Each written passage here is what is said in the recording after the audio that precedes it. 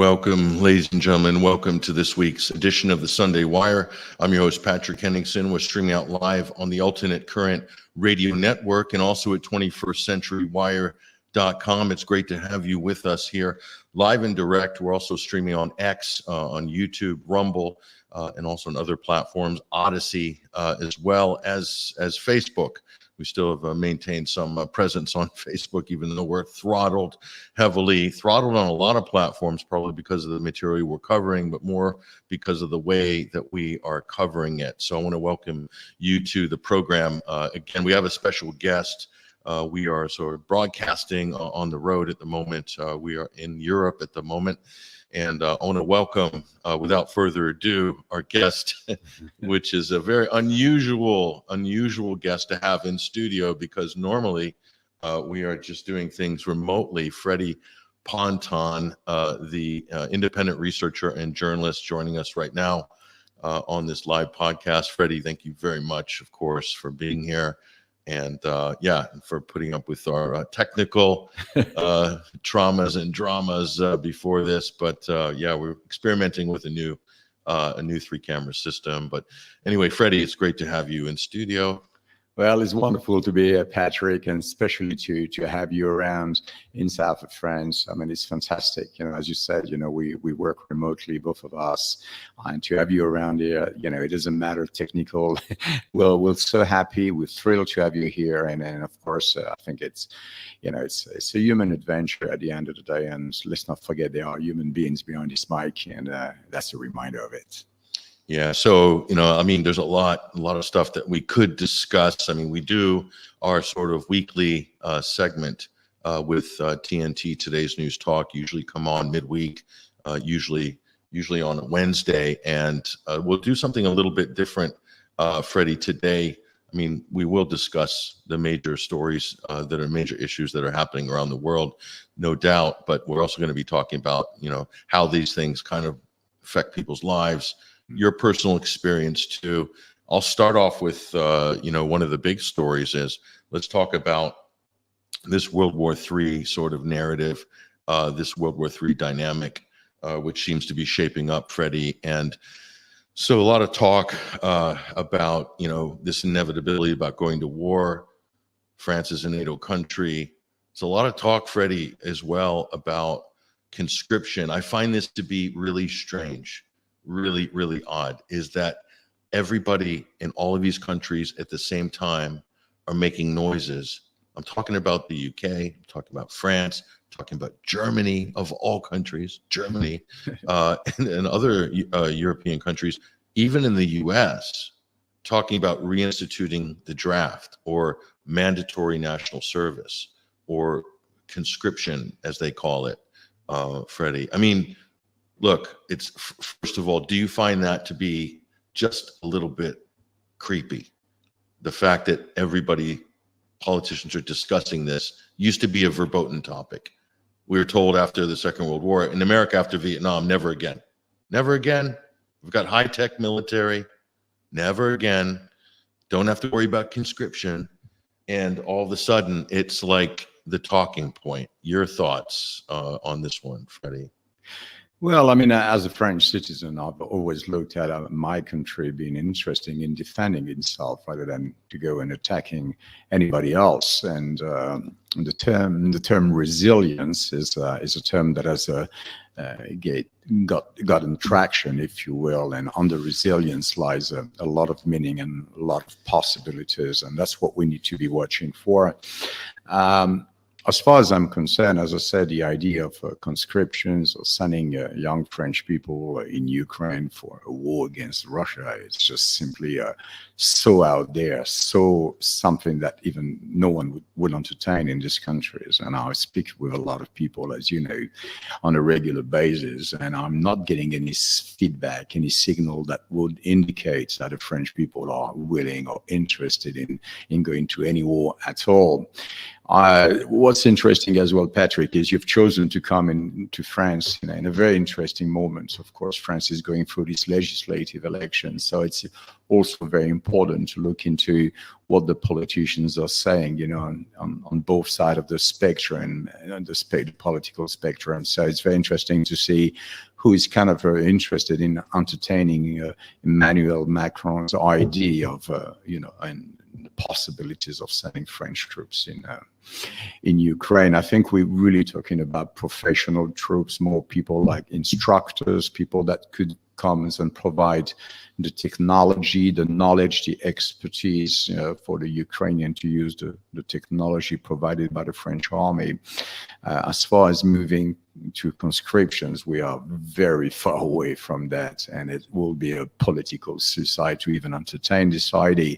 And by the way, we saw CNN even interviewing Marine Le Pen, from the National Rally yesterday, and the interview is very clear. She's not really even remotely entertaining the possibility of sending French young people, going to die in the meat grinder in Ukraine. That's something she's never going to support. It's bad enough to think of how many Ukrainians have been chucked into this meat grinder, and people's, the estimates are anything right now between, on the low end, 300,000 dead. Yeah. Ukrainians. That's a national tragedy. It's like a whole generation of young men gone.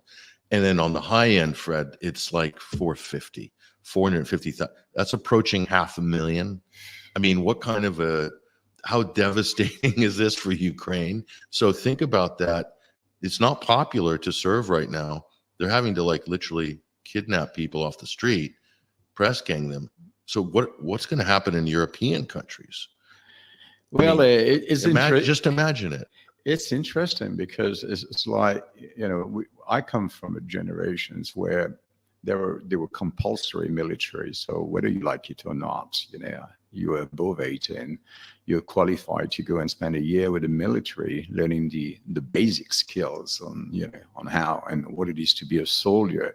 Now, it doesn't take, 6 months or a year to form a soldier. It takes 3, sometimes 4 years, to start to be comfortable in a war fighting, in a battlefield environment. So 1 year, you're not achieving anything. And I know a lot about the training because I went through this military training myself, and there's no way you could consider yourself as a soldier after just 2 months of military prep, where you're going to use some weaponries, learn how to throw grenades and that kind of things, but really doesn't make you a soldier at all.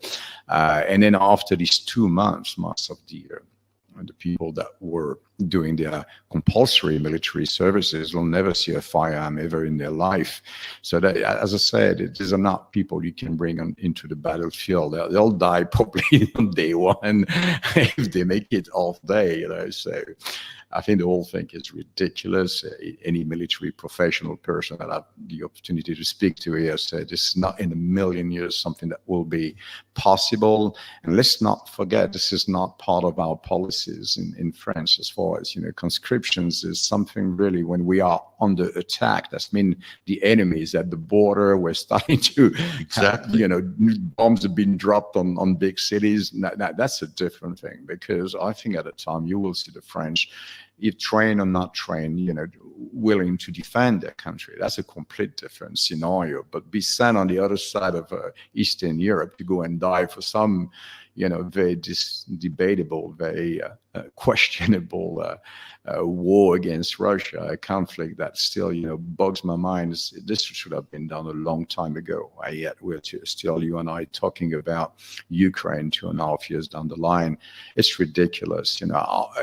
We're looking for peace, and most of the people, as you said, after Vietnam, after all these big wars, Second World War, the spirit was, let's do everything. Let's make sure diplomacy does what diplomacy do, which is looking for solutions around the table and making sure that there's no needless, death, on the battlefield. But here we are. The talk was, remember Iraq War post 9/11, rapid reaction force. We've got overwhelming air power. The aircraft carriers pull up. The F-16s take off. Targeted strikes. surgical strikes. Remember that? Surgical. Everything was surgical. We watched it on CNN. We watched all the high-tech camera work and so forth. We've seen all the Hollywood films. Don't need soldiers. You don't need to put like infantry out. That's so 20th century, Fred. And here we are. Our political leaders are basically they're planting the idea that somehow the only way to be ready to, what is it, to defeat the Russians? Is it to, defeat the Russians, defeat the Chinese, the evil empire, the Iranians? We need to throw, tens of thousands, hundreds of thousands of people to the front line. It doesn't make any sense. Look at the results in Ukraine. You can't say that this is a successful strategy. That the only winning strategy here is not to go to war. I mean, Yeah. Am I oversimplifying it? I don't know. No, not at all, Patrick. I mean, this is common sense. These are the people of reason which were able to turn the outcome of the Cold War, and we shouldn't be into this, because this is a Cold War kind of environment in which we're living. That's what we are, but the outcome might be completely different because we don't have reasonable people around the table, not in the United States and not in France, not in the UK, and not in Germany. So it seems that people are kind of hanging on to the idea of having an open conflict with the Russians. They're not quite sure why, but they know that they have to do it because they've been told to do it. But yet again, I think at this stage, things are about to change in Europe. Europe is taking different directions. We can clearly see that the political spectrum is changing, and those that pretty much managed over the past few years to control, to have the ability to govern, with a very strong European policies, allowing them to do pretty much what they wanted, without any referendum, any kind of civilians' opinion being asked. We've just been left outside of the democratic process. Everything has been centralized through Europe, and that is the reason why I'm a big sovereignist. I'm not interested in Europe. I'm not interested in supporting any of these supranational organizations, because you cannot govern a country if you don't have your own currency, if you don't control your borders, and more importantly, if you cannot set up your own foreign policies. And that is really the debate, at the moment, is do we actually have a foreign policies? Are we just following someone else's track or recommendations coming out of the Pentagon or, the European Union? So all this is not making any sense, and we are clearly seeing those behind these great ideas, or so they think it is, losing weight, losing power at the European unions and on a national basis. And these elections, European or national elections, have shown result that clearly sees that the French people want to change, the German people and many others, Holland, Italy, people want to see something different, and war is not part of what people want. We're not ready for that. We're not interested in that. And I think that for way too long, we've been looking at international matters and issues that are concerned us very little, where people want to go back to domestic issues. And we can clearly see that in the United States, even in the current situation, as you guys are sprinting towards the elections, people are interested in domestic issues, which is a very strong trait of how American votes anyway. They're not looking into foreign policies. They're looking at how and what's going to affect their bottom line. Where France is the same. We're interested about, the price of fuel, the electricity that has gone 4 times, 100,000 business that has gone out of business simply because they could not afford to pay the electrical bills, and the list is very long, as you know. So we want to go back to basic common sense and making sure that we can have the countries that we've all grown up in, that the one that we know that makes sense, that can stand on its own, and then can say no to the United States and yes to the United States, based on common sense, on things that work for both of us, but also work primarily for the French people. We don't have to align ourselves with anything coming on the other side of the Atlantic. And yet that's what we've been doing for the past 7 years, or even perhaps longer. Yeah, you don't. France has been out of NATO before. That's right. Not so long ago. Not so long ago. And France has been, very independent as a European republic. Has had an independent foreign policy. That's very clear. Even up to the Iraq War, that was very clear. So this isn't like an unusual position for France to be in. What's unusual, Freddie, is the France that Emmanuel Macron has, this version of the republic. This is unusual. This is the break from tradition. Am I reading this correctly? Yes, a lot of things that has been introduced in France over the past decades are not French in nature. This is not something that you'll find in traditional France, on all aspects, whether it's the ideas around voting, creating grand coalitions, all these kind of things. This just doesn't exist in France. We might be European, but we have a very strong identity, and we're very much attached to the way we do things, and that's what people like us or hate us. And it really doesn't matter as long as it keeps the country in the right direction. So I think the real problem that we can all sense is that we've lost our purpose, we've lost our directions.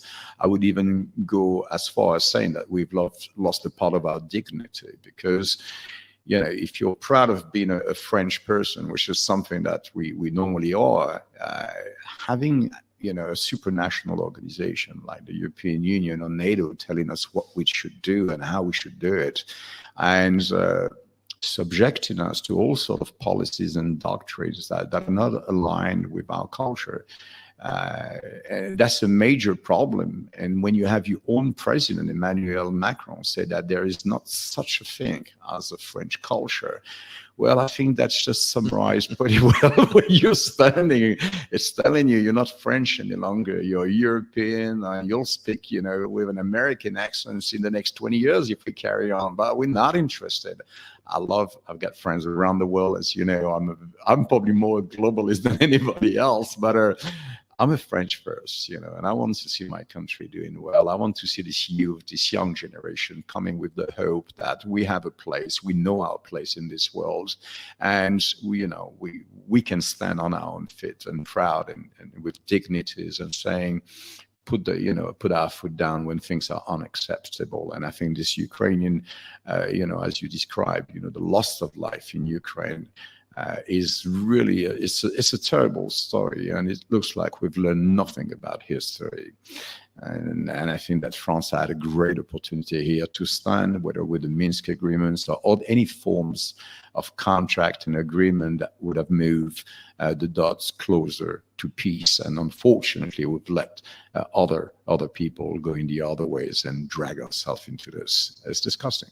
So the position you just outlined is clearly a French nationalist position, but it's not a far right position. I mean, this is one of the problems that we have now in the describing the political spectrum. The discourse is so mired in old 20th century stereotypes and terms that it's actually doing a disservice to the discussion, because everything that you just outlined is common sense, national sovereignty, good for the people in the country, good for their neighbors, quite frankly, good for Europe, I would think.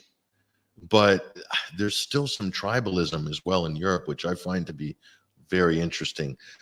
Political national tribalism. I don't think so much on the people level, but on the political elite level. It still exists. It hasn't disappeared. Even with 2 world wars, the competition amongst elites and America coming in, trying to basically, micromanage. Just recently, we saw revelations of CIA activity in French politics, Fred, and Barack Obama exposed as, trying to push Macron in at the time. I think it was 2017. Mm-hmm.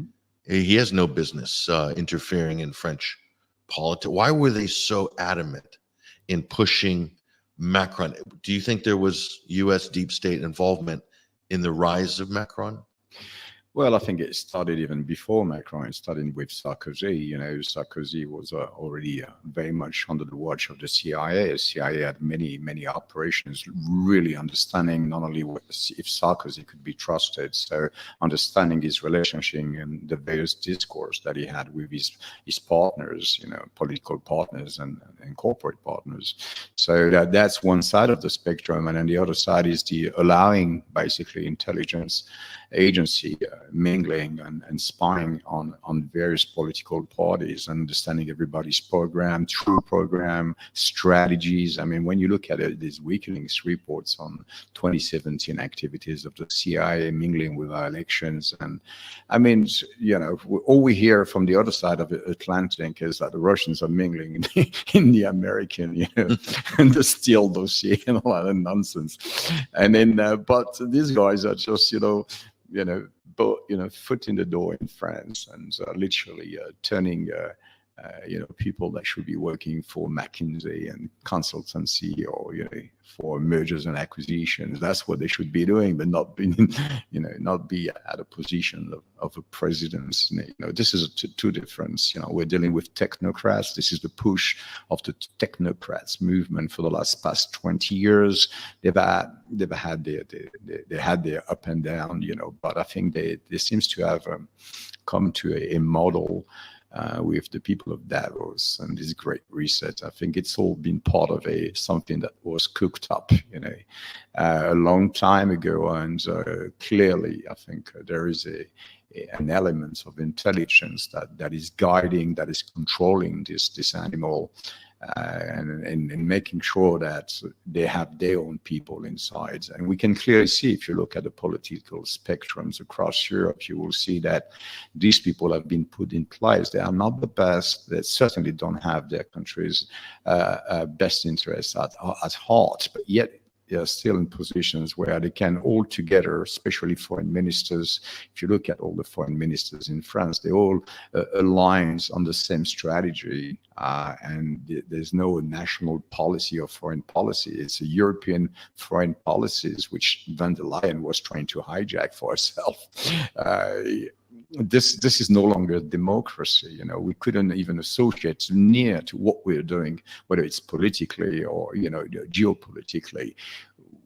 We're not there anymore. There's no democracy in what we are doing, because you cannot rule any European nations with having an EU operation above you, and a military presence and a political presence that comes from the other side of the Atlantic that's telling us, what's best for us.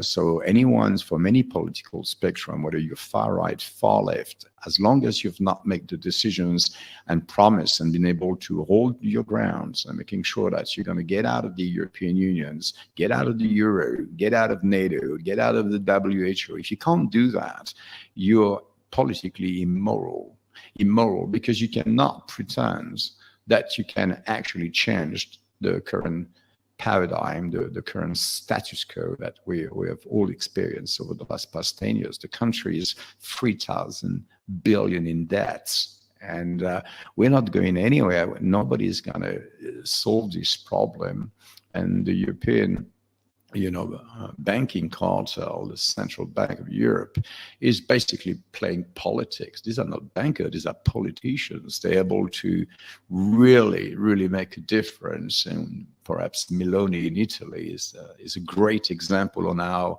the European Central Bank can influence you to the point that you cannot govern, because you won't be able to buy anything, you won't be able to borrow money, and you won't be able to manage your debt. So that's how these major banking cartels have been able to take over major political decisions. So can you imagine, you get European Central Bank, you have EU and the parliaments, and you get NATO. These are the guys that run the show. We don't run anything. That's interesting that you mentioned that sort of financial takedown that central banks can quietly do. Look at what happened in Greece with Syriza, Cyprus, back in 2012, 2013, the banking crisis. And look what's going to happen Freddie, if the national rally comes says within some kind of a major working majority, they could just as easily trigger some kind of a financial crisis of confidence in the market, blame it on the far right. They'll say, oh, the markets are not confident about, Le Pen or what the far right or Jordan Bardella can do. And we need to, reorganize our politics. This happens so often.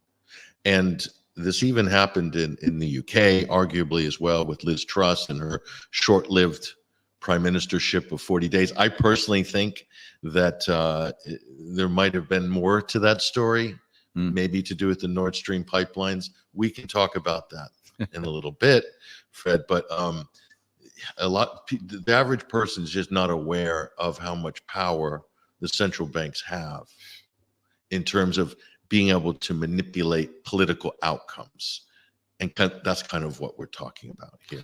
Absolutely. They're extremely powerful. And there's no way you can govern your country if you don't have the money, if you don't have a way to control and predict the financial outcomes. Making big decisions for a country means having access to the purse. If the purse is locked and the debts are starting to accumulate and the interest rates are going, to the roof, you get about 3 months of life expectations as a politician before the people go on the street. And then on the other side, you got to also take into consideration that you have the mainstream media. They are extremely powerful as well. So you get very, very lethal tools against you that can turn basically your presidency or your governments, if the far right was to be elected with Jordan Bardella at the head of it. How do you rule? First of all, if you don't have a majority, which I doubt they will get, despite their shenanigans and the various coalitions and agreement that has been passed with the Republicans, but I doubt that they'll get a majority. So we're going to have a rainbow governments like in Holland where nothing gets done. And who's the benefactor from that? Well, it's those above, those that actually carry on deploying their agenda and not getting any kind of, hurdle from nations. Everybody's aligned with the program and will get very aligned for the next 5 years. Everything and the key position within Europe and the parliament will be solidified, secured. What happens at the national level? It's becoming irrelevant, really irrelevant. So Marine Le Pen, if what will become of Marine Le Pen in the national rally be exactly like any other party that is going against the wind. They're going to be taught the lessons and they're going to be streamlined, and their program will not be able to see the day. And very quickly they'll be on a survival mode, because obviously they feel that they have to deliver some kind of change. So we will see a lot of chaos and instabilities, which are going to serve even a better purpose for those that doesn't want to see them around. They'll say, look, they cannot govern, they're not good, the program is horrible, and that is the reason why it's falling. When the reason why it's falling is because the democratic process has been hindered. They're not allowed to govern, the money is not there, and people are promoting chaos instead of being responsible and promote stability. So this is just it's all perverted, Patrick. I'm sorry to say it. I'm very optimistic as a person, but when I look at it from an objective point of view, I don't see how you can rule unless you get out of these institutions. And that's true sovereignism. And unfortunately, there's only about 5 little small parties with Florian Polypo, which used to be with the National Rally, as you know, with the Front National, and left simply because he understood that. He's a very intelligent man. He understood that there's no way you can promise to the French people things are going to change for the best, staying in Europe and staying with NATO and all these supranational organizations. So unless we can get enough the French people to understand that it is time for us to regain control of our currency, our borders, and our foreign policies, nothing is going to change, Patrick. That is the reality. We've talked about this in the past, Freddie, about this idea of national sovereignty. It's a very peculiar concept for Europe as well. It's very different than other parts of the world because of how many former imperial powers you have clustered in a very small space, geographical space. but things have changed in history recently, and countries have developed in different directions. They've relinquished their former colonial possessions, sometimes voluntarily, sometimes not voluntarily. In the case of Mali and the Francophone countries, the Africans have put their foot down and decided they're going to renegotiate their relationship with France, the former colonial power. And that took some of the elites a little bit by surprise, took the media by surprise, but you notice how it's gone very quiet on that front. So I think that signals a very important change. But we've talked about this idea of sovereignty, that if you're a member of the European Union, you've already shaved off 50% minimum of your national sovereignty, 50%. Now, if you opt into NATO, you can then shave off another 25, maybe more. So now you're down, if you're a NATO member and you're a EU member, you're down now to 25% remaining sovereignty.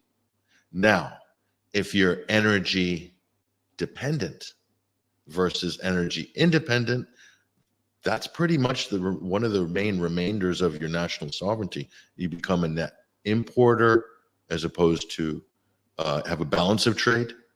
And France used to be in very different positions in all of these categories previously. But now look at it, Freddie. So on the sovereignty index, France has lost tremendous sovereignty, and the single currency, by the way. Single currency, independent central banking policies. So as an EU member, I'm going to ask, where's the benefits now? Maybe there were before some perceived benefits, but what about now? What are the benefits of European and NATO membership, Fred? There's no benefit, nothing substantial, nothing that can actually be seen and it's just simply not there. I mean, as soon as we move to the euro currency, things have become more difficult. It has been, it has affected slowly, but surely it has affected the buying power, and the purchasing power is on the top of agenda of the far right movement, for example. I mean, I call them far right. It's ridiculous. I mean, I know what far right is. This is not far right. It's more center right. It's more center right. For the show, I think it sounds more horrible to say far left or far right. And it's more violent and it's more unstable and more unreliable. Exactly. A lot of things that are associated with these terms, but. It's not far right people. Far right people will be sovereign. They're not going to be, going and waiting for the European Union to give them. So we're sending money to Europe, and what we get is only a part of it. All the rest stay in Europe to maintain the show. And Germans and Dutch, everybody does that. Nobody seems to care. So you can't go out there and have a wonderful agenda about, economies and that, and then telling the people this is my plan, but. I will have to ask Europe first, if I can get some money back to do that, if I can get some form of sovereignty to do that. But the overall idea is to surrender the sovereignty. I think that's really what I'm getting at here, is the idea that French people or German people, sovereign people that have, we fought for our freedom, for what we stand for, and a lot of things. We fought our wars a long time ago. How do we surrender this sovereignty? What is the process? What takes a man who stands for ideas, a politician? He wants to support his views, and he wants to see them, affecting the destiny of your countries. And yet these people are happy to surrender this power. We saw that during COVID-19, where all the head of health ministries and ministers of health basically surrendering their power and say, let's have a procurement scheme for the vaccines at European level. Let all the shenanigans be done in Brussels. Let's keep it away from us. How do you expose your own people to an organization that is not equipped, nor that is actually relevant to address, domestic issues, public health issues?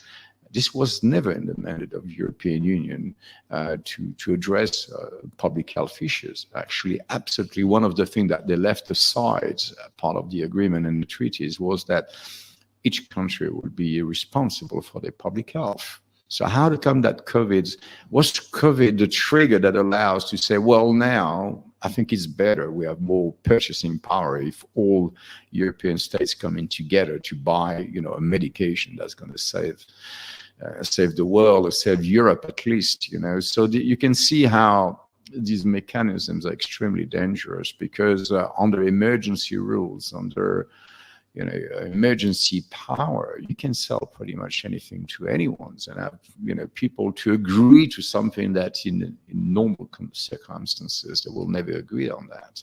So yes, there's a lot to wonder about the real motivations of all these politicians, and as I say, left, right, center, left, center, right. What are these people doing? What are they actually doing? Because, politically what they're doing is not making any sense. And they already know that it doesn't matter what they do. They're not going to be able to govern, and it's going to be less and less power in their hand. Longer we leave the EU in charge, deeper the debt is going to be. The industrial deconstruction of Europe has been in a process for about 5 years at least, where everything is leaving Europe. So what's left of Europe? We have no more industry. We are in deep debt.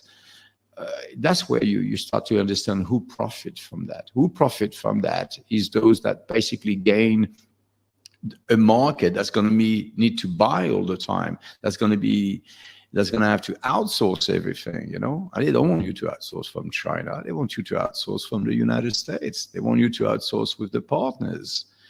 We're not getting any stronger. We're getting weaker, and we're promoting the idea of war. We're promoting the idea of a strong European army, which Macron is always, it's been one of his major projects, creating a strong European army. But who profits from that?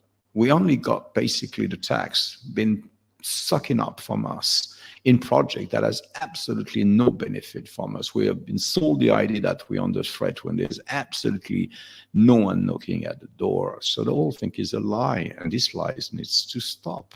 If we want to see a future where our kids can decide of the destiny for their countries and for the world and for humanity, they need to regain control. The control needs to be in the hand of people. Government is there just to do what we're telling them to do. We are far away from this idea. It's a noble idea. So think about it, Freddie. So go turn the clock back a little bit. So you did military service back when you were a youngster, but that was during the latter stages of the Cold War. So it's a very, very different environment, and the raison d'etre, or the raison d'etat of the state, was different. It was within the Cold War. That was the threat. You had a clear mission. National defense had some kind of a meaning back then. It was post-World War II. So firstly, if you can cast your memory back, what was that like? How old were you? Because you were one of the last years where they did mandatory national service. They phased it out soon after you did it. Yeah. Not long after. What was that experience like? How old were you? Did you get a letter when you were in school? What was the process? Yeah, it was interesting. I think it really depends on what's your situation at the time. Now, back in the days, in the 90s, as soon as you're 18 years old, you can decide basically to join the army, whether on a professional level or whether you can just join and basically do your compulsory military service and get rid of it, in terms of having a year in the military, and then you can go back to your normal life. So of course, anyone around 18, 19 years old, that's cool. You're just graduated, you're going towards higher schools, you focus on your studies. So everybody had to go around that. So there's a lot of things going on, a lot of shenanigans as well. People to get out of it. To get out of it. I mean, you let you imagine. But as far as I was concerned, I was 18 years old. I think I turned 18. 2 days later, I was in the army. I was on the train going to the army because I wanted to be part of it. I'm a French national. I know I have to give 1 year of my time to the military, and I've always been adventurous, and I like sports, and I was very sporty when I was young, and I like adventure. So for me, army, I had to tick all these boxes. It's not about killing people. I was looking at it more as something fun where I could challenge myself, meet other people from around France. So it provides a lot of opportunity to meet your brothers and sisters, at least your brothers mainly, and get to know your country, your countrymen, because we're all coming from different part of the world. You could be in a camp, or you could be in a brigade, a platoon, doesn't matter. You could be in any of these organizations with people from different walk of life, people coming from very privileged background. You could come basically with someone living in the north, places you've never been if you're from the south, So do we actually really know each other as French people, as nationals, So that's the great experience. That's a great takeaway. I made friends from all around France. Some of them are still friends today, So it's just amazing how it's an important thing for a man. I think young men, you do your army, you've done your duty for your countries, you've learned some skills, but not the best, not something you will be able to apply on the battlefield, but at least it gives you an idea of what it is to be around your countrymen under the same flag. Learn some patriotism, understanding, our history, and working together. Some people do learn a skill during these 12 years and turn that into a career. We've seen that, many examples of that.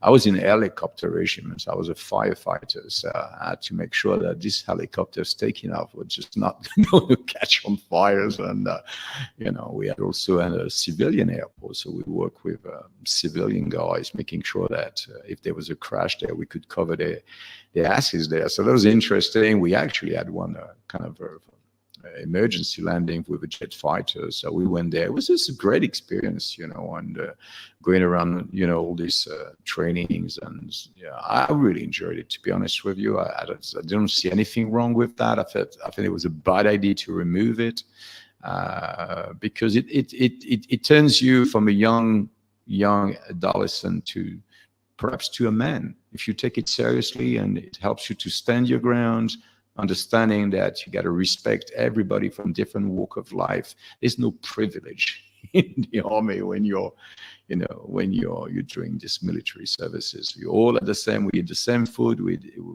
sleep in the same dormitory.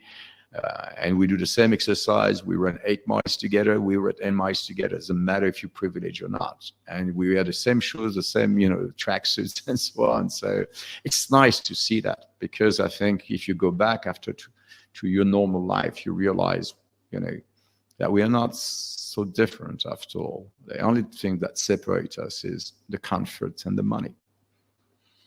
And so that was for at your time, your generation. This was pre-internet.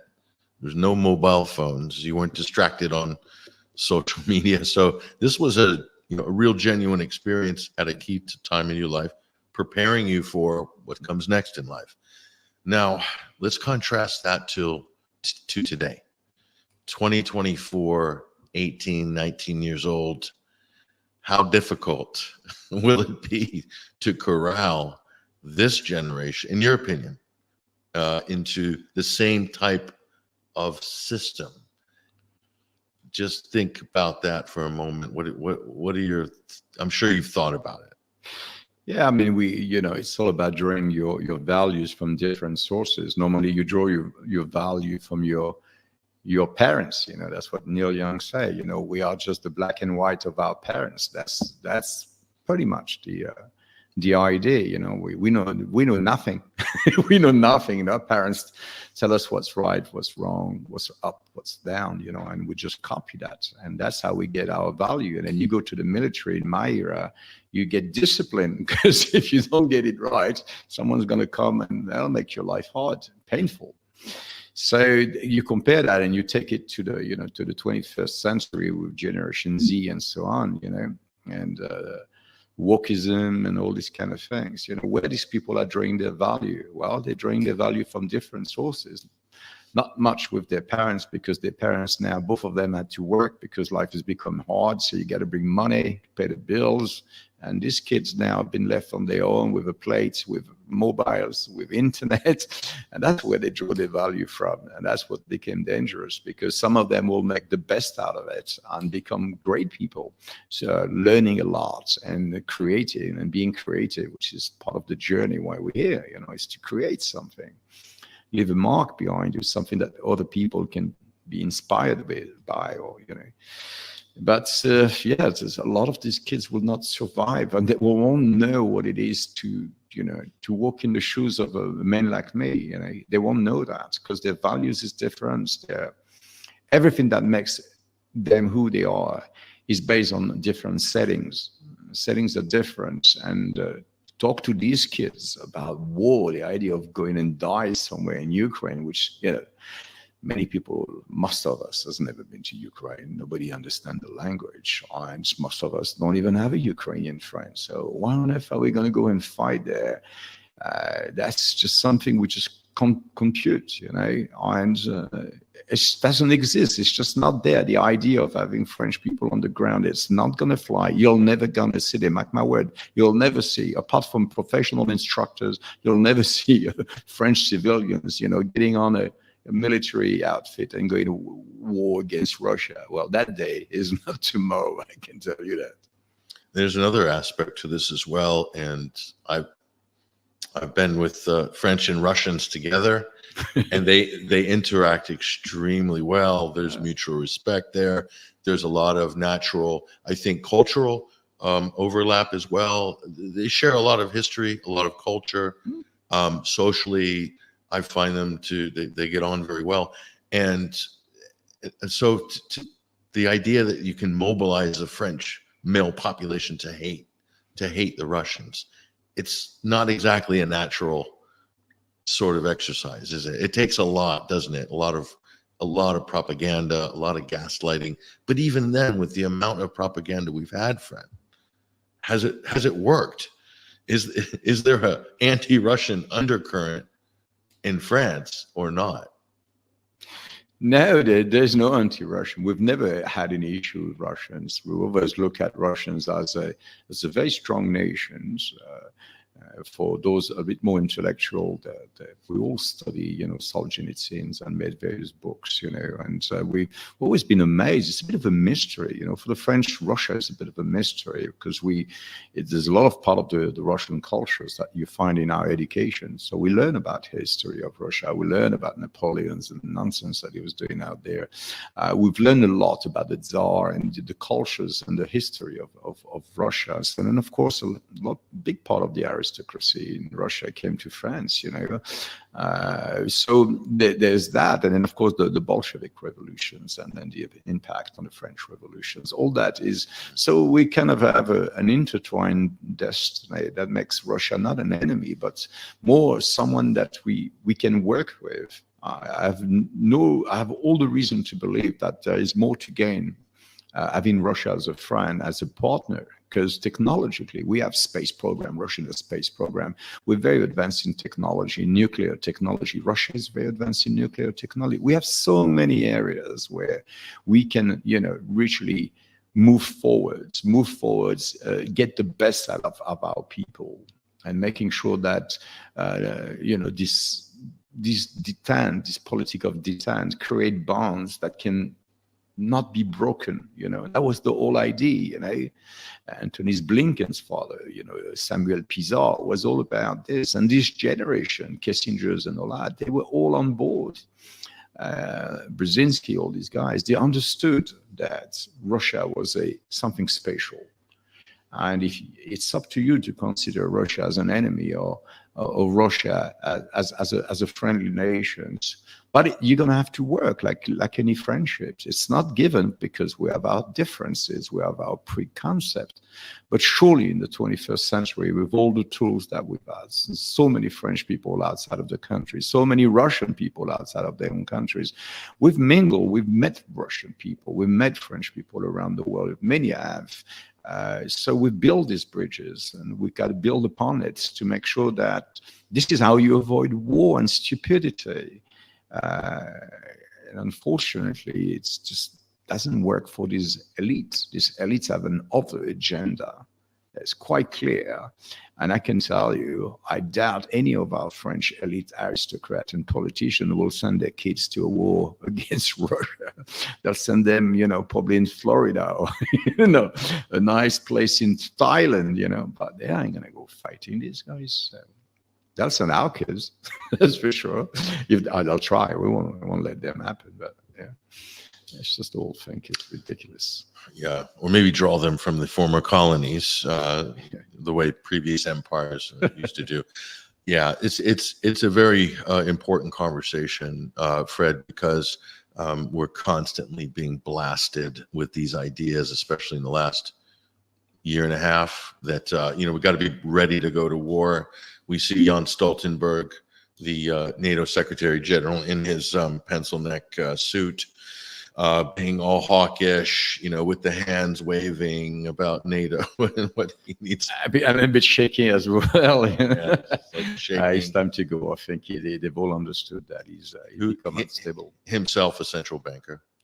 That's where he's going back, right? I think I understood that well. He's got a job waiting for him at the head of the Norwegian Central Bank. So but they're constantly bigging up this war talk, and it's very good for politicians, makes them feel tough, makes them feel like, they're sort of, protecting the European population. They say, if we don't stop Putin in the Donbass, if Ukraine doesn't recover every last inch of its, 1991 borders, that Putin's going to be emboldened and he's going to steamroll Poland. Then he's going to steamroll Western Europe, and then he's going to end up where? On the shores of Normandy, preparing to launch an invasion of Britain. I mean, it's almost like this fetishization of the Second World War. They're saying it's the Sudetenland all over again. He's looking for Lebensraum for the Russians. I mean, it's patently ridiculous. But yet they persist with this rhetoric. And I find it to be, at this point, laughable, but it's not funny. That's the problem, Fred. It's not funny. It's dead serious. It is serious, and it's part of a bigger picture. It's a cult. There's no other way you can describe it. I've not found any words that applies better than the word cult to what we're saying. This is a set of belief, right, which basically endanger. There is a danger for this aristocracy. There's a danger for these bankers of the world. There's people that have governed us for thousands of years. There's a danger because the internet has awakened too many people too quick, too soon. And people don't know what to do with this knowledge and this, this ability to communicate with one another, although we got pretty good at it. Look at us. But at the end of the day, I think when aristocrats, when elite feels that they are sprinting towards dangers and unknown. They don't like unknown. They don't like unpredictable. They like to be in control. So when you start to understand that control is everything, is what basically motivate these people. It is what direct these people. And it is quite clear to me that all this supranational organization is about control. Mm-hmm. It's about maintaining this control. Why? Because of the multipolar worlds. And the multipolar world is always predicted. I mean, I grew up, we were talking about the yellow peril, the Chinese is going to invade France. We're all going to be speaking Chinese in 20 years. So the concept is not new. But in the reality, the economy, the world, the way it has been shaped over the past 50 years clearly demonstrates unequivocally that other powers are starting to rival, and more than rival, to compete to the point that is endangering not the national security, but is endangering really the very existence of this powerful block of people, aristocrat, elite politicians, bankers. You would put all these guys, and they've decided to not wait until to be eaten alive.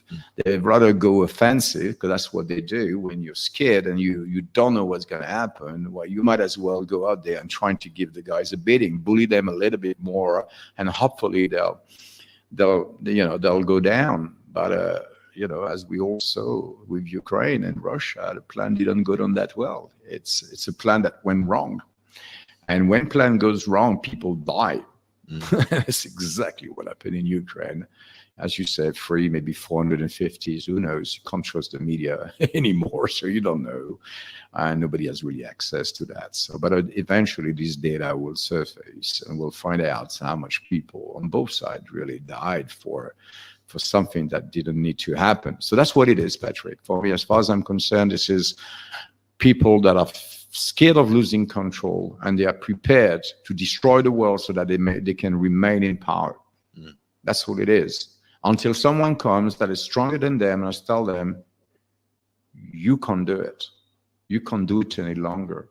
You don't have that power anymore. You can't play in that league, and I think that's what we're seeing at the moment. There also, what you say makes sense, Freddie, and it makes sense on a national level and an international level, because they have no qualms about dismantling their own democracies. Look at what's happening in the United States.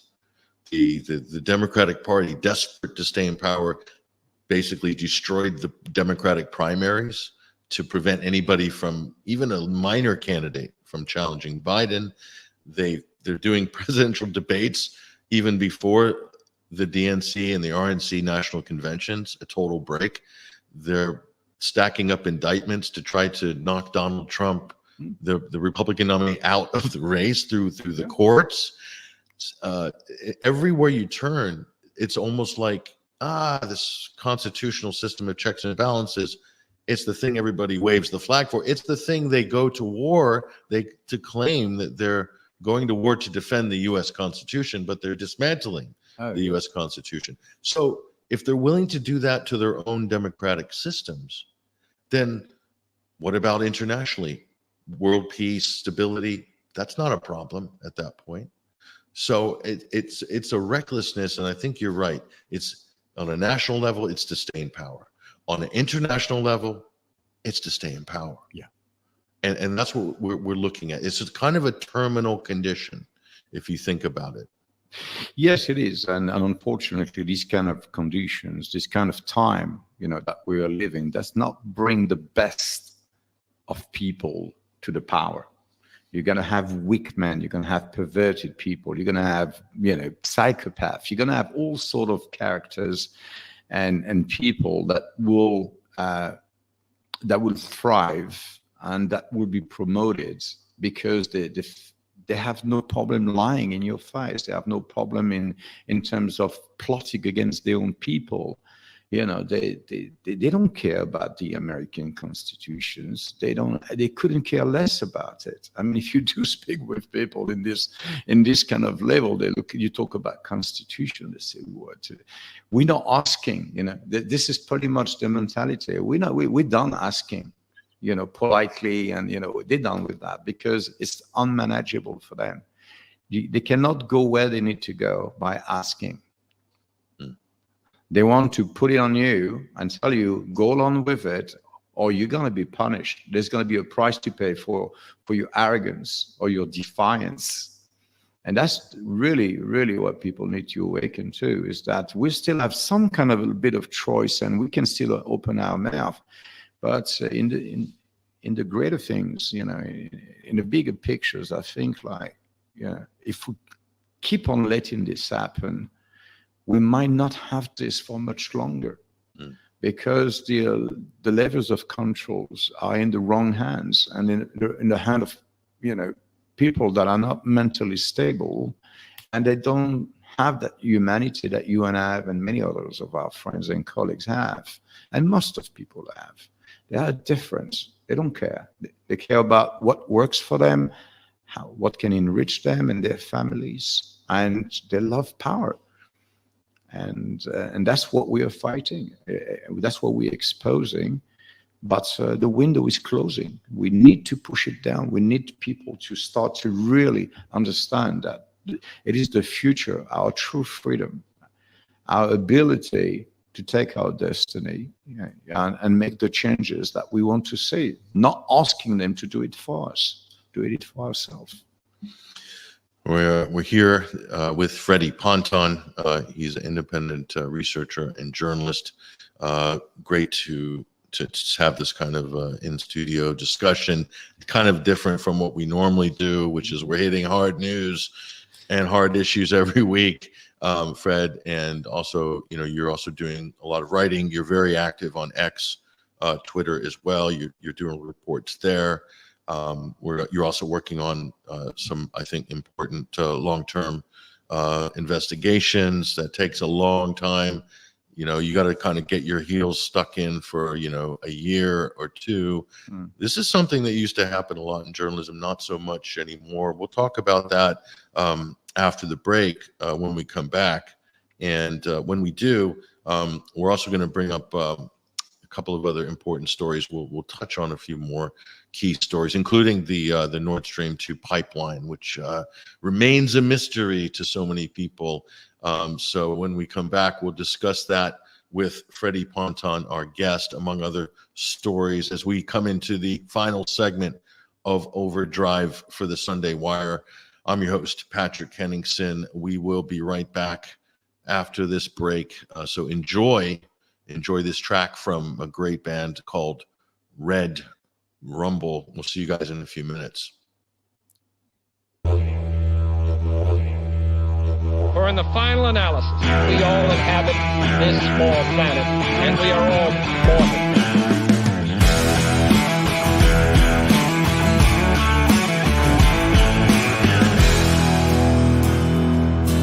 Lately I've been watching the world gone mad. Brothers and sisters fooled to take a stand, to hate their fellow man, another man. Divide and conquer is the acronym plan. Distract the people, control the story. Don't believe your lying eyes, you know me. Stay in power no matter what. Play with the doomsday clock. Turn a blind eye and gather your trust. Pushing us to turn to good. Corruption and lies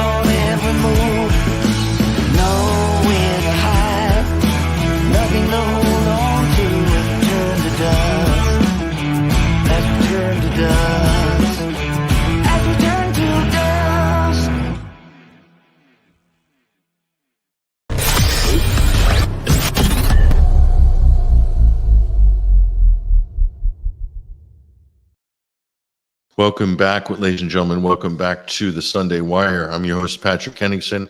We're streaming out live on the Alternate Current Radio Network and also at 21stcenturywire.com. Thank you so much for joining us on this live broadcast. We're also streaming out live on X, YouTube, Rumble, Facebook, Odyssey, and also on the audio podcasting platforms as well. So tremendous growth on the audio version of this program. And yeah, we've been going for a little while. We've been going on this program, the Sunday Wire, weekly since, I don't know, around September 2013. So yeah, it's been a while. It's been a long run. I've had some great guests and some great people over the years. I've forged some fantastic relationships. We've done shows on the road. We broadcast live from places where they've never broadcast in English before internationally. We've done that on the road in Syria. We've done it in Iraq, with Lebanon, in the United States, across Europe as well, other countries, Mexico. So yeah, I've had an interesting in the Gulf as well, in the Middle East, Iran as well. So yeah, we've done some interesting shows, and we're going to keep going. So we do need your support for that. And those are you guys who do support us. We really appreciate it. If you go to our X, if you're watching on X, there's a donate option there at the top of my profile at 21Wire. Just click through, and there's ways that you can support us. You can subscribe and become a member at 21wire.tv. That's one way you can help us as well. We really appreciate the support that we get. So that's our shout out there. I've got some great affiliate sponsors as well. We'll hopefully familiarize you with some of those coming up soon. You also probably seen this program, the Patrick Henningsen Show, my program, other program on TNT, Today's News Talk, Monday to Friday. That is broadcasting. We've got a new time slot apparently this week, so a little shuffle, little cabinet reshuffle on the schedule. So we're going to be going out at a much more amicable time for the U.S. and Europe. Going to be going at 6 p.m. UK time. 6 p.m. UK time. Start with an abbreviated show, 1 hour. It might expand a little later on as they do some migration of content. But 6 p.m. UK time, and that is 1 p.m. Eastern Standard Time, EST, 1 p.m. EST. And if you're in Europe, if you're in Moscow, if you're in the Middle East, you guys, you'll like this new time zone. Definitely, we were the night shift really for the last 5 or 6 months in the Middle East. So that's been an interesting experience broadcasting at that time slot. But anyway, catch us there at tntradio.live. You can also catch us here on X. We're on the live stream as well during that time frame. So again, thank you everybody for your support, for joining us as well this week on the Sunday Wire. And right now, very pleased to be in studio with our guest, Freddie Ponton, live and direct. Freddie, it's been a great discussion. I'd like to do a longer one, but we're both kind of pressed for time. We've got other engagements we need to get to after this podcast. But suffice to say, it's great to talk to you in that, outside of the news environment, like in a more relaxed sort of format. But we're still dealing with some heavy stories, and one of the ones that you've done some very good research on up to date. And by no means are you finished with this story, but the Nord Stream pipeline story. And we've discussed this before on the air and also amongst colleagues, that let's not underestimate what it is. This is to me, it's no less significant than 9/11. It's no less significant than the Gulf of Tonkin and Vietnam. Add a few more metaphors, Freddie, in terms of the significance of this story, firstly. And I don't think we know quite, nearly as much about it as we think we do. I think there's a lot more to learn regarding this story. I'm sure you agree. So, I mean, is it on par with 9/11? And it's kind of creepy that the mainstream and politicians are avoiding this story. I can't imagine why they would be avoiding it, Freddie. It seems to have been an open and shut case. They found a 50-foot sailboat with some, Ukrainian crack super soldiers. A case closed, right, Freddie? Yes, absolutely, Patrick. It's a fantastic story. There's a lot of fantastic things that have been said about the Nord Stream pipeline, whether you want to call it a sabotage or an act of terrorism. But look, I've been looking into this for over a year and a half now, and I've discovered many inconsistency in terms of the way the story was presented to us. So it has kind of really grasped my imaginations. And of course, I feel concerned because I'm European after all, and this is happening in our backyard. But despite the fact that this is local, it's just a fact that this was allowed to happen without really anyone asking the right questions. Really, all the investigation, the mainstream media, the documentaries that has been made about the Nord Stream pipeline, and then all of this kind of offshoot narratives that has been promoted, as the basically the story to believe about the Andromeda and this 50-foot sailing boats,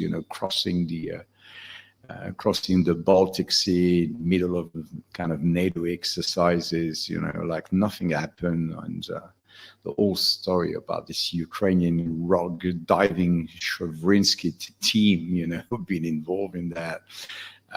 None of it is making sense. None of it actually stood scrutiny, because it's all in the details. And when you really start to look into the details of the events that took place on the 26th of September 2022, and then of course before that, then you start to understand that this is much bigger than what we've been told.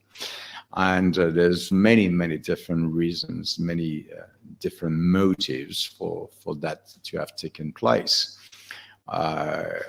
And that's what I was interested in. I was interested to understand exactly what we are looking at, and is it possible that this sailing boat, was involved in deploying divers at multiple sites across the Baltic Sea and placing explosives on the pipeline to trigger them a bit later on. It just didn't make any sense because of the boat, because of the timing, because of many operational details that just simply doesn't add up. Now, I'm not a professional military diver. I have a little knowledge, but not a huge amount of knowledge. So I thought it was interesting to speak with those that actually know more than I do. And that's what I've been doing for the years, speaking with divers and people in the various special operation, people that know how to put together this operation, people in the United States, people in Europe, with various walk of life, various military experience. And it was clear to me by at least end of 2023 that there was a consensus about looking at these operations as something that really requires a huge amount of preparations and planning.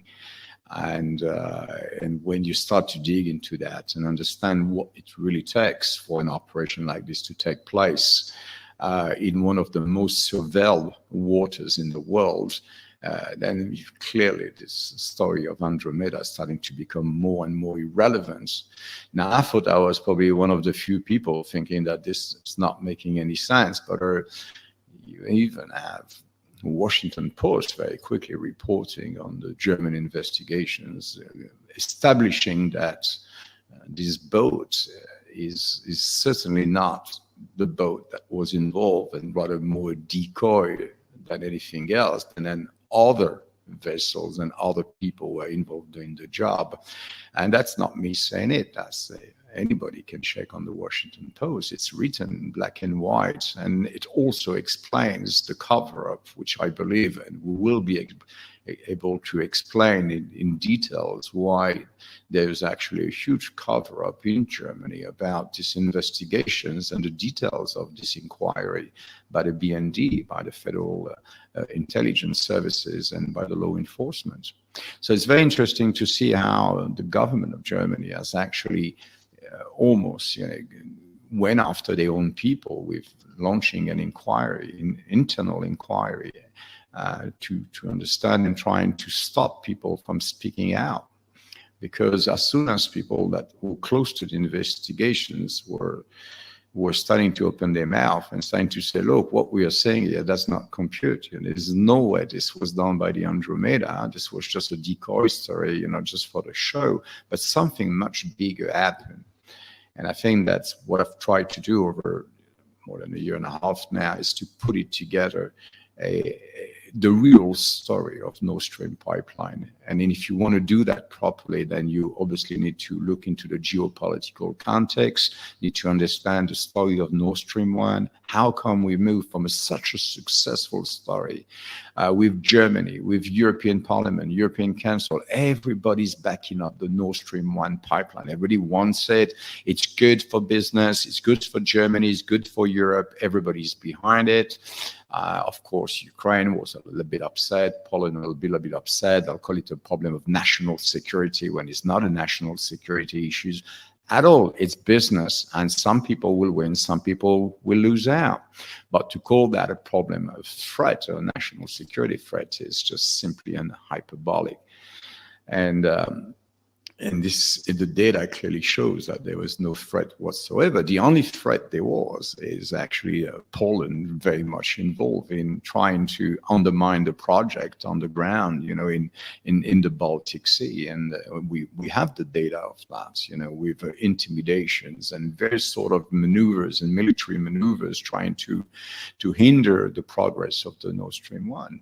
But eventually this project sort of died, and it's a very powerful project. It provides stability as far as energy stability for countries like, especially for Germany, but other countries benefited from that. So there was no issue with getting cheap gas from Russia into Europe until it became a problem. And it became a problem with Nord Stream 2. So Nord Stream 1 is on one side, it's one project, and then in parallel you have another project that comes later on with the constructions of the Nord Stream 2, where the Russians are forced to basically sprint towards finishing the project, because the sanctions, the economic sanctions, are starting to pile up, and we can clearly see that something has changed, that Russia suddenly, as part of the United States national defense strategy, has become now a priority with China. So they become this near-peer adversary for the United States. And it's quite clear from the 2018 NDS, the National Defense Strategy, and all the various documents and annex on irregular warfare, it's in written, it's in black and white. It is really about shifting this policy towards basically stopping anything Russian, anything Chinese. It's really about going after these two. And whatever it takes, whether it's a war, whether it's a sabotage, whether it's a terrorism, it really doesn't matter. All the lessons that have been learned over the years from 2011 onwards were towards fighting terrorism. And we can clearly see that in 2018, there was a shift about attacking Russian and Chinese interests. They were become the people, they were the countries to take down. And it's an economic war. It's about destabilizing these countries, penalizing, punishing these countries. Not they've committed any crime. It's just because they're inconvenienced. They become too powerful, too organized, and more importantly, they're getting way too close to Germany. And I think that whole idea of having Germany and Russia too close is something that NATO and the United States will never allow. It's just simply not something that they would. So Nord Stream fit into that equation. It's about this paradigm, this shift in policies where Russia needs to go down. And if we need to basically penalize them with sanctions, and that's not enough to scare them away, we're going to take them straight to this, the punishment will be done, will go kinetic, and it will go onto the infrastructures that feed anything that Russia is trying to achieve, whether it's the BRICS or simply basically the special operation when they started in 2022. So this is not new, but it's clearly, part of a bigger story. And you cannot look at Nord Stream sabotage, in the vacuum of what happened on the 26th of September 22. It's a much bigger story. It's more complex. It is complex from a geopolitical point of view, and it's far more complex as far as the operational aspect of this mission. So that's what I've done, and I think it has been a huge adventure, because I've realized how complex and how much work has been put into that to deceive the people, to hide away the truth, because it's an inconvenient truth. And the bigger problems that I have with this Nord Stream sabotage is the fact that it's happening with, the complicity, at least, of another 2 or 3 states with the United States. So it's happening with the complicity of European states that are on board of this story, and that we're happy to help enable and allow this to happen, and more importantly, for this crime to remain unpunished. So that's where I am. I'm going to go out there live with this report. It's going to be extremely comprehensive, and it's going to be very difficult to challenge it, because the facts are the facts, and they speak for themselves. And enough work, with enough research, we managed to put something together that is going to be very difficult to challenge, and it's going to point the fingers at more than one state. And that's all I would say for today. But what I can tell you is that there's more than one state involved in this Nord Stream sabotage, and we can demonstrate that. And that's very important, because some supranational authorities like the United Nations and others will be forced to look into it. They won't be able to ignore it. And that's what I'm trying to achieve as a journalist, as a researcher, is just to bring the fact and demonstrate that there's enough on the plate, right, to start to ask the hard question. Because right now, with Denmark, as you saw, and Sweden closing the investigation early this year, only Germany remains open, but we already know Germany has already set their mind on this Andromeda story, which, is the boat that is sinking every time you talk about it or you move in it. It just cannot hold water. So they're going to have to face the truth. And when the truth comes out, and the facts and the evidence comes out, I think it's going to be I hope anyway, that the Nord Stream sabotage and the discussions and the investigation will come from different people away from, conflict of interest, and people that must see it, through the lens of an investigators, and being independent in their research and their assessment, and being able to come up with conclusions and let the chips fall where they may.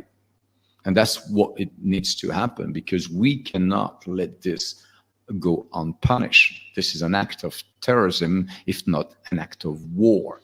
And allowing this to happen sets a very dangerous precedent, and a precedent that will allow basically anyone involved behind a crime of such natures to feel and to think that it's okay to come in Europe and blow a key infrastructures. And if they can do it at the bottom of the Baltic Sea, they can certainly do it on any more dangerous asset like nuclear power plant, and so on and so forth.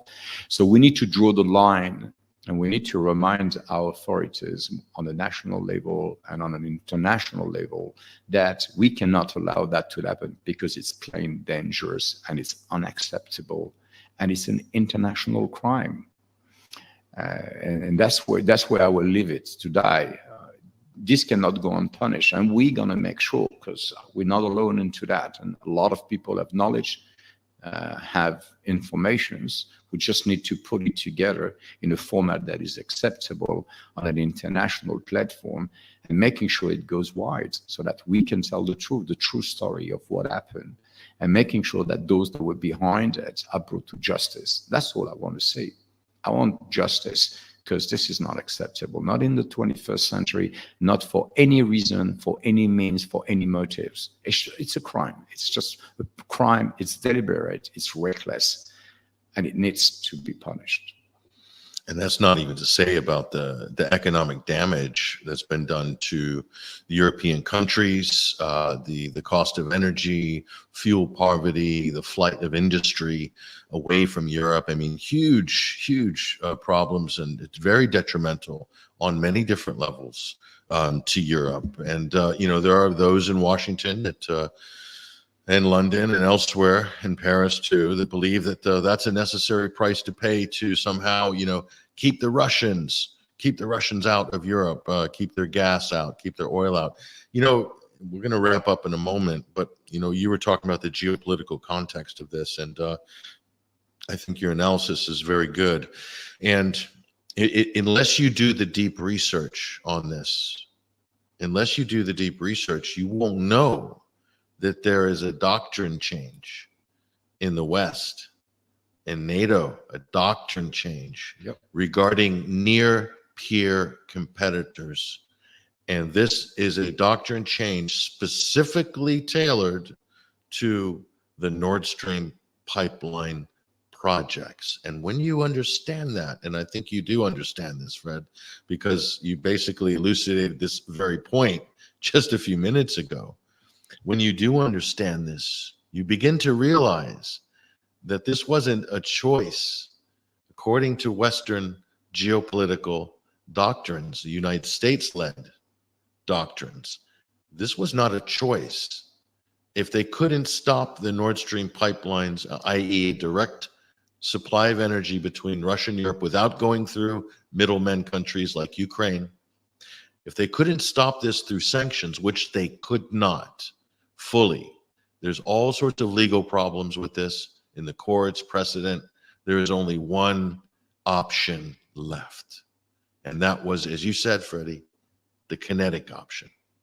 That's right. And that's what happened. When you understand this, the mystery doesn't become, it ceases to be a mystery at that. It almost looks predictable. But you can't understand this unless you can see the full political, geopolitical, economic, not just military. No, you need to see all of these different aspects. This is as you said, Freddie, this is a very complex story, incident. It's extremely complex. It's unheard of in our time. The level of structure,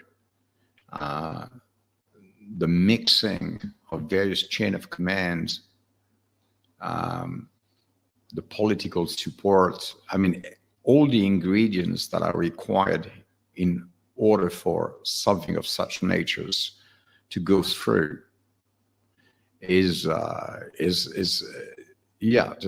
lot of implications, which are, of course, dangerous.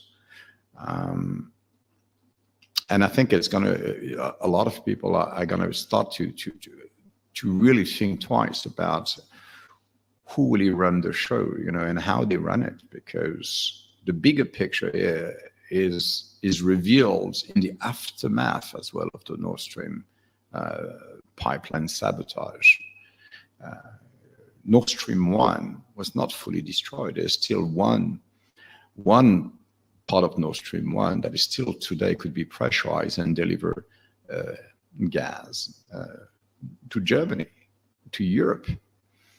So why Germany is not interested in doing it? If Germany thought that they were the victim of a sabotage, yet there are still a way to get the gas from Russia to Europe, but nobody is interested in doing this. So you see, you get the answers at all level of the investigation. In the aftermath, if this was a problem for Germany and Germany felt that they were a victim, surely they would want to re-engage with Russia immediately and say, well, we're lucky they didn't get that side. Let's repressurize that pipe and let's get the gas flowing. The gas is still flowing. Europe is still getting Russian gas, There's still from Turkey that's coming through, for Ukraine a little bit as well. So there's still gas coming from Russia. It's not stopped the business from going through.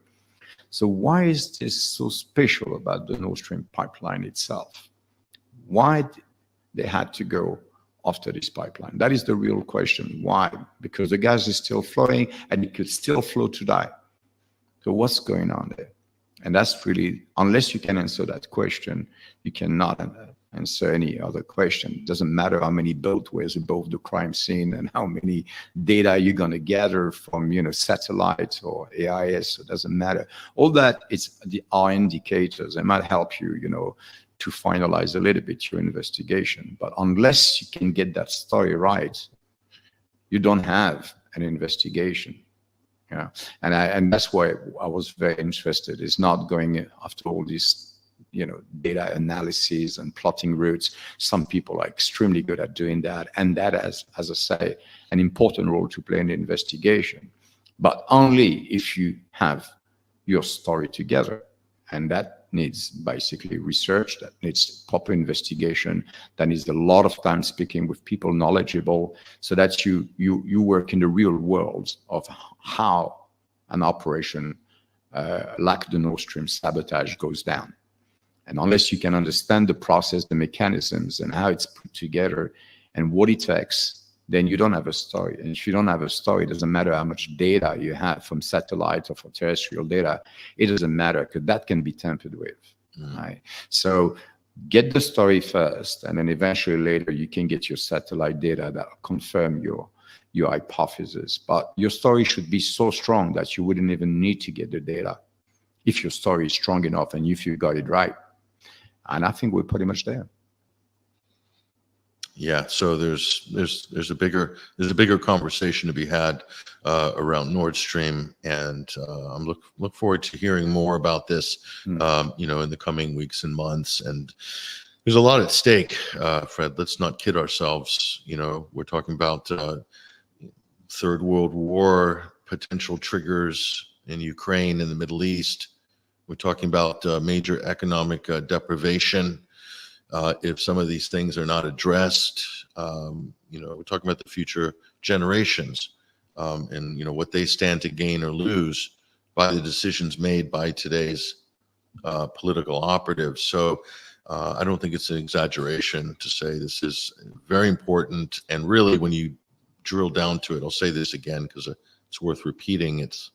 It's consequential, and I think it's on the level of 9/11 in terms of a paradigm shift. Very important to understand this, and I think your research does show this, and more importantly, we get closer to accountability.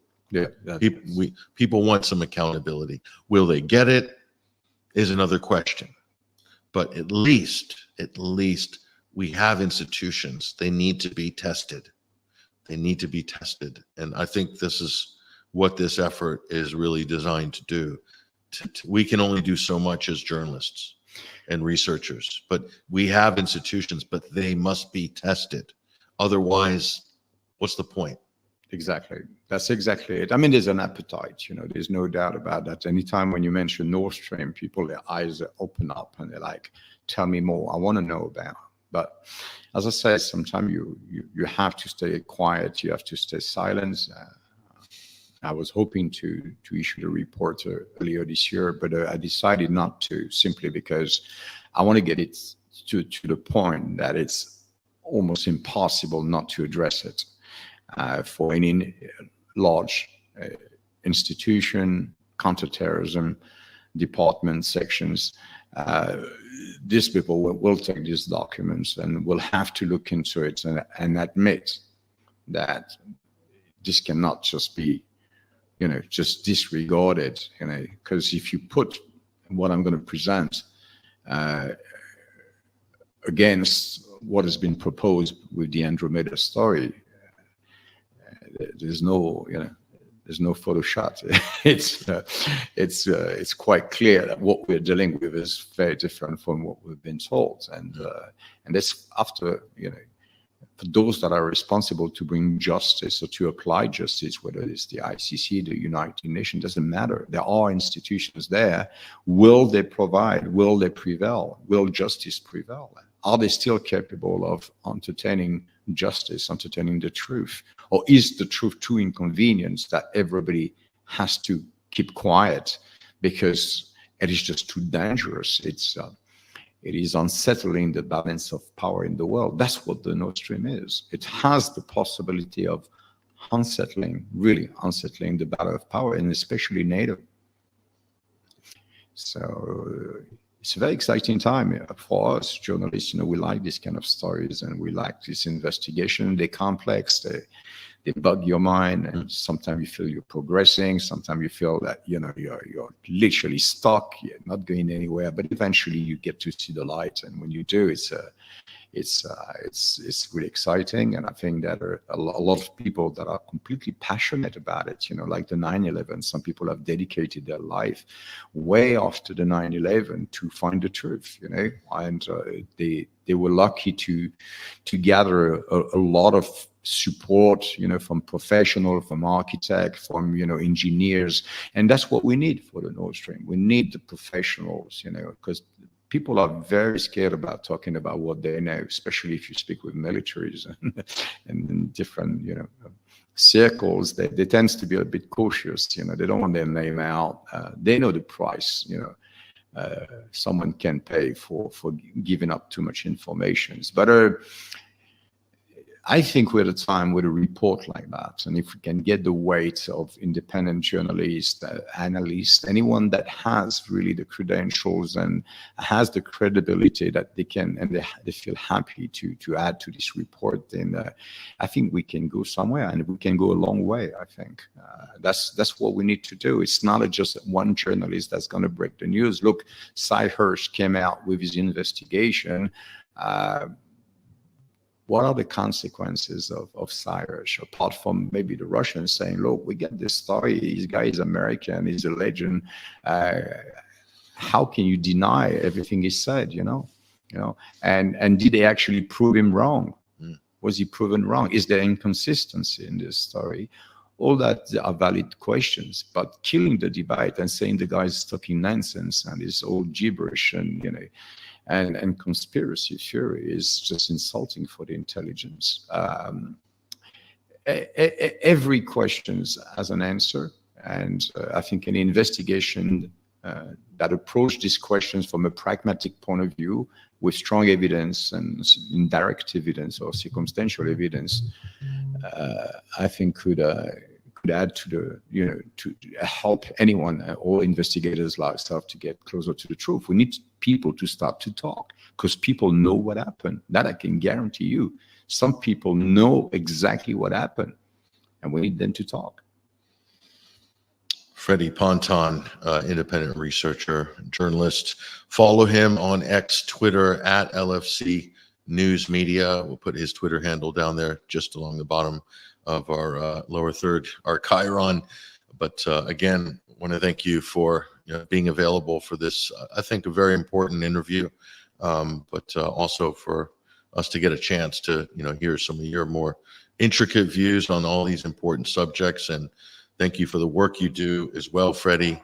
I think a lot of people are grateful for the effort that you put in, and we're here to educate, to enlighten, and I think you're doing a great job there. So again, thank you for joining us on the Sunday Wire, this episode 510, a memorable one.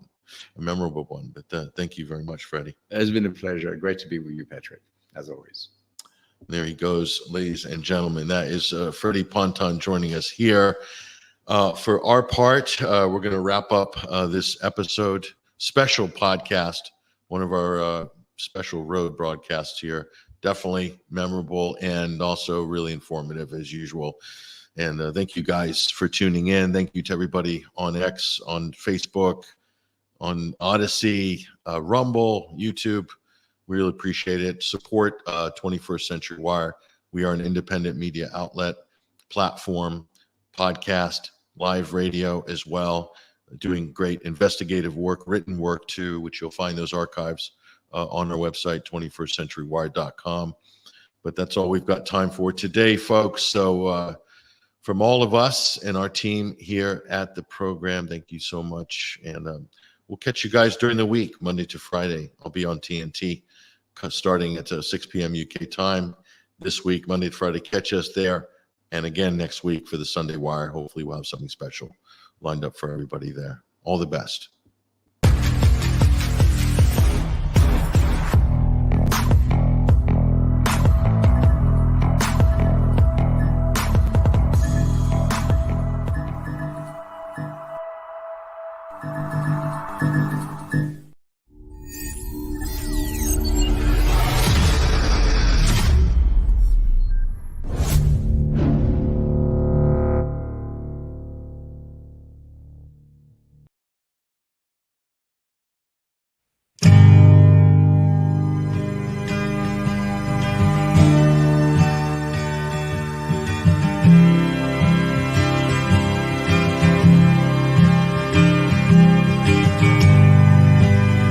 Genocide is never justified.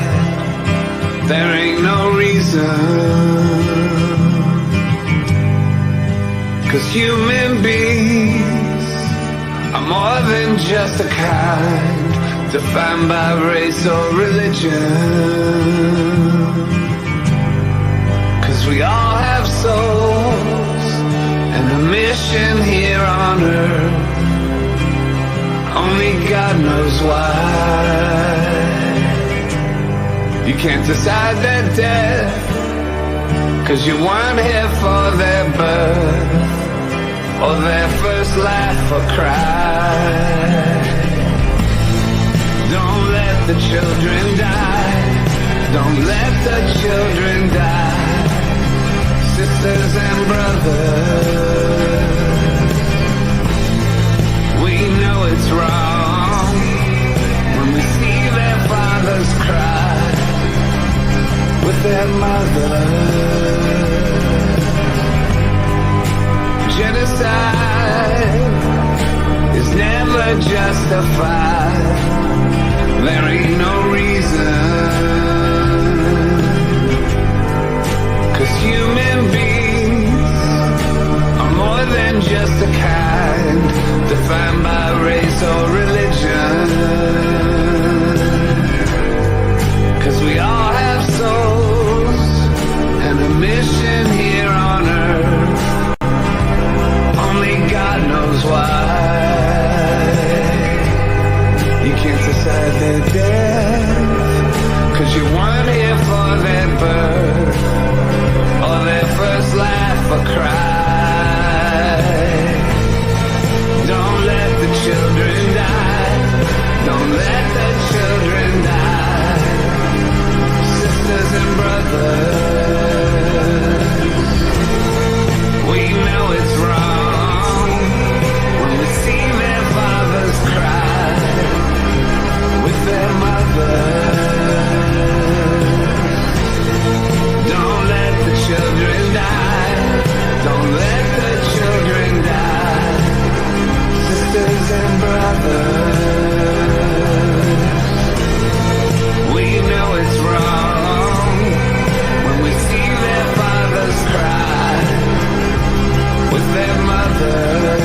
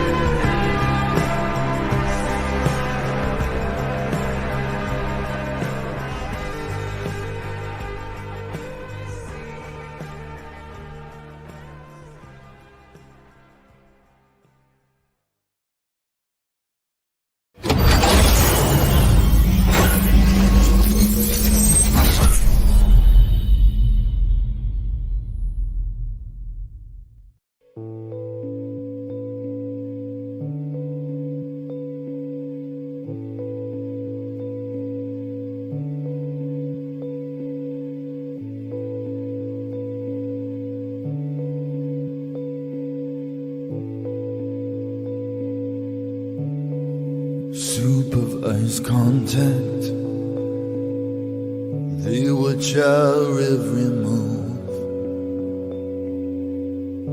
They examine our togetherness like we've got something to prove. Oh, I've looked behind your eyes, I've seen the sadness you hide. I've looked into your eyes. I've seen the tears that you've cried. No, I won't get used to these chains. No, I won't get used to these chains. In the legal arena, absurd theaters are staged. She moves in circles. Her cruel games cause delays. From the questions you ask me, like why can't you come home tonight? From the moment you hold me, it's the shortest hour of my life.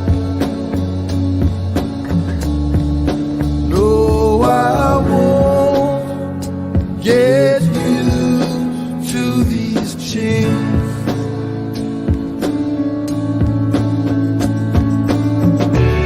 I wanna tell you what I'm feeling. I wanna tell you what I know. Someday the truth will know.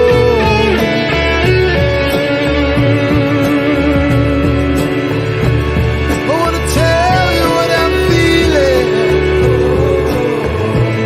I wanna tell you what I know. Someday the truth will flow. Restricted freedoms. They say I've got to be careful with what I say. Their conspiracy of silence. They think the truth will lead you astray. They say that they're here for you, but they never listen to what you say. They've built walls between us. I will walk through walls to break these chains. No, I won't get used to these chains. No, I won't get used to these chains.